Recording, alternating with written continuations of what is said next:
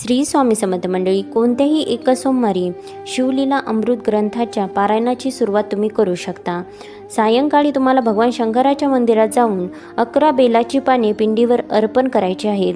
भगवान शंकराचे मनोभावे दर्शन देखील करायचे आहे व म्हणावे की मी शंकराला प्रसन्न करून शांती, समाधान, आनंद व जी तुमची इच्छा असेल ती देखील इथे बोलायची आहे.